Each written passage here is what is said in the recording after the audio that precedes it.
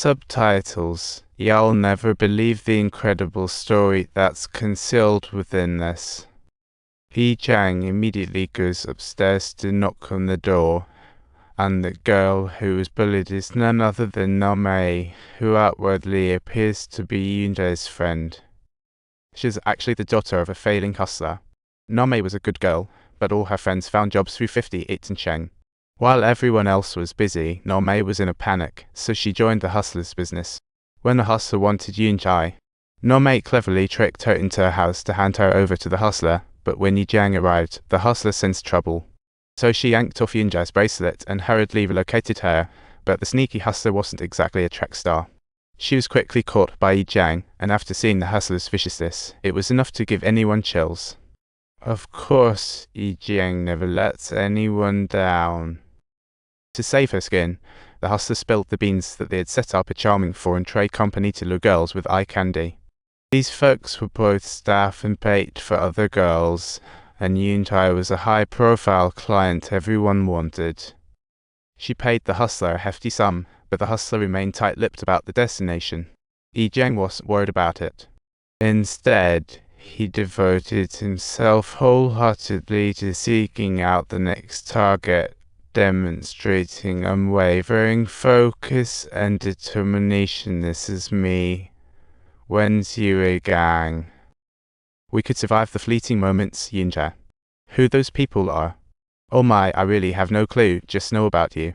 The hustler thought selling out her teammates would save her, but Jiang never lets anyone down. When the police arrived, the hustler's legs looked like they had a run-in with a cactus. She was beyond help. But when Jiang got to the motel, he found out the facade was just a cover. Inside were all the pimps. As a killer who just happens to do bad things, Jiang soon started collecting heads. First kill, then second kill, third kill, and fourth kill. Victory. By then, Jiang left 3 live ones to ask about Yunja's whereabouts. Those blabbering first got a bullet. The ones who said I don't know were out instantly. The third guy quickly rolled over. I swear I will never say a word. My head, this guy is really tough. Then a blonde swaggered in, wielding a tactical knife, clearly someone with connections. The experts met for the first time. Neither wanted to brawl over trivial stuff.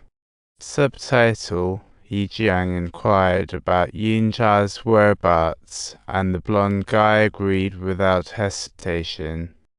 But subsequently, Jiang suddenly darted aside and ran into the aluminum fish hole, and the blonde immediately chased after him. Jiang got to the highest floor and securely set up a zip line. When the blonde arrived, Jiang took the chance to wrap the rope around him. Then he charged for the window, and it was just like something out of a movie when he hit the ground. Subtitles. Just at the very moment when Jiang touched down, that playful policeman suddenly popped up out of nowhere.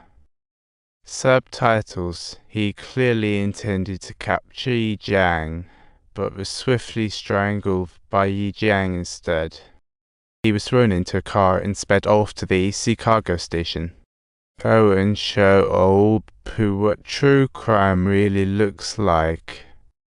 When they arrived at the cargo station, Jiang spotted Yunjai in the car trapped inside. Subtitles. They were just about to load her onto a cargo ship, so Jiang didn't hesitate to step on the gas. Subtitles. But just the very next second, Erling's car came crashing in. Seeing Jiang unscathed, Erling quickly reversed and stepped on the gas, aiming to squash Jiang. Subtitles. But Jiang easily and effortlessly dodged, while Erling couldn't stop in time.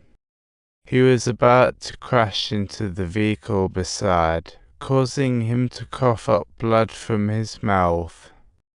Subsequently, the ringtone emanated from old Puss phone, and all the confusion suddenly became crystal clear. This helpful cop was actually Erlang's shady umbrella covering his schemes with the girls. With police swarming in, Jiang casually laid out his demands. What to do? Him happy to be your umbrella of protection. Me too, cutting off a decent worker. Don't be too sad, we can explain rationally. You want as much as you desire. We can provide you with that exact amount. Speaking of those lofty clients, old Pooh naturally had to go all out to provide service. He quickly found out that the one who booked Jiang was a woman named Mama Pig. That she was not giving it to the intended recipient at all.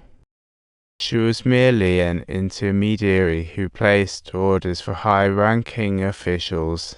The sole person who knew the true identities of these officials was the boss of the foreign trade company.